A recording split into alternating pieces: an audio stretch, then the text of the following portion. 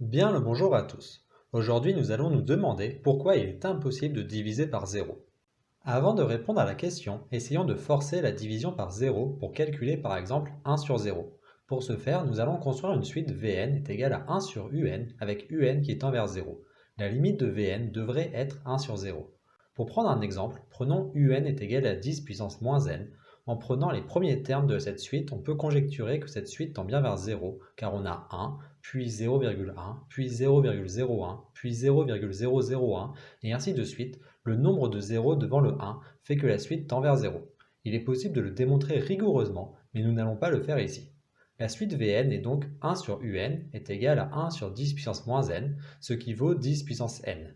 Les premiers termes sont 1, puis 10, puis 100, et ainsi de suite. Nous voyons que cette suite tend vers l'infini, ce qui peut bien évidemment se démontrer proprement. Il semble donc que 1 sur 0 doit valoir l'infini. N'étant pas un nombre, on comprend que l'on refuse de diviser par 0.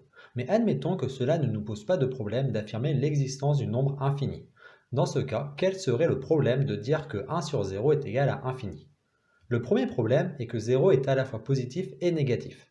Précédemment, j'ai choisi comme suite qui tend vers 0 étant l'inverse des puissances de 10, mais j'aurais pu choisir l'opposé de l'inverse des puissances de 10.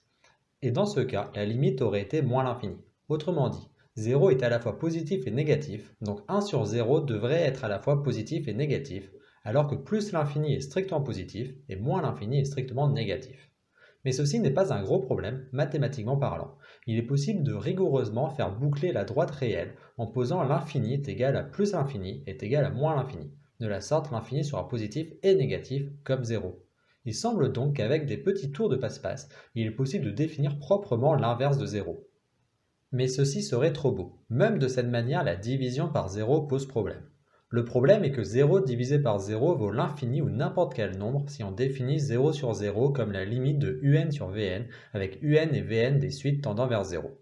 Prenons par exemple Un est égal à 2 puissance moins n et Vn est égal à 3 puissance moins n. Alors la limite est l'infini. Si on prend Un est égal à 3 puissance moins n et Vn est égal à 2 puissance moins n, alors la limite est 0. Et pour tout nombre réel a, si on définit Un est égal à a fois 2 puissance moins n et Vn est égal à 2 puissance moins n, alors la limite est a. Donc 0 sur 0 peut tout valoir et n'est pas bien défini.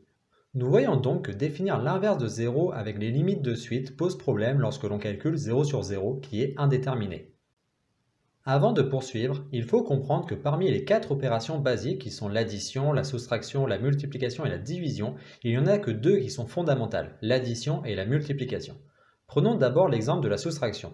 Au lieu de dire que je soustrais par 3 par exemple, je peux dire que j'additionne par moins 3, qui est l'opposé de 3. Ce qui fait que la soustraction n'est plus une opération, mais une propriété des nombres.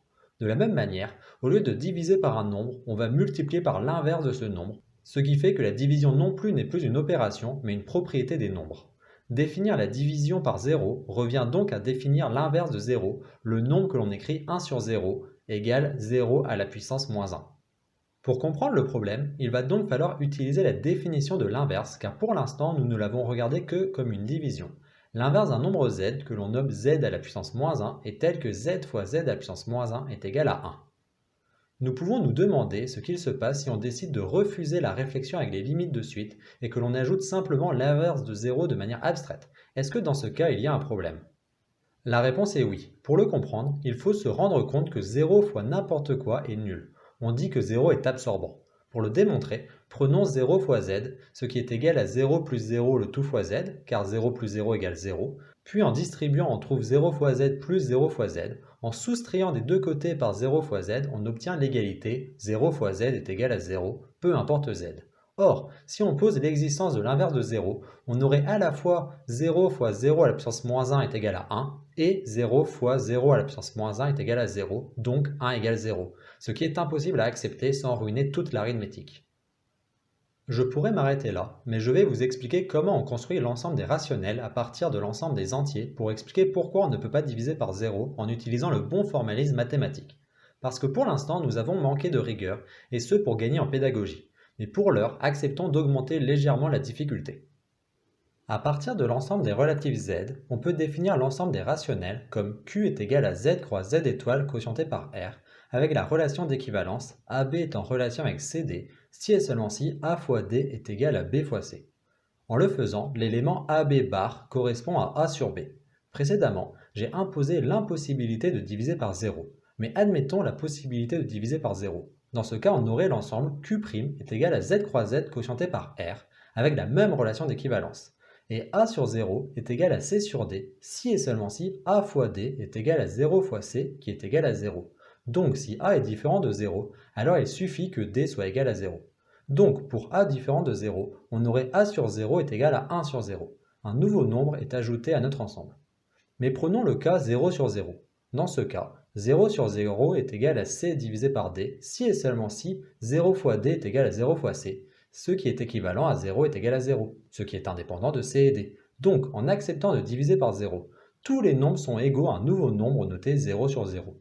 Ce qui fait que tous les nombres sont égaux entre eux, ce qui rend l'arithmétique stérile.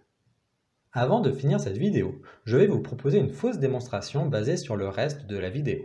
Prenons un nombre A quelconque et notons B tel que A est égal à B. En multipliant par A, on trouve A carré est égal à AB. En soustrayant par B carré, on obtient A carré moins B carré est égal à AB moins B carré. En utilisant une identité remarquable à gauche et en factorisant par B à droite, on obtient A moins B fois A plus B est égal à A moins B fois B.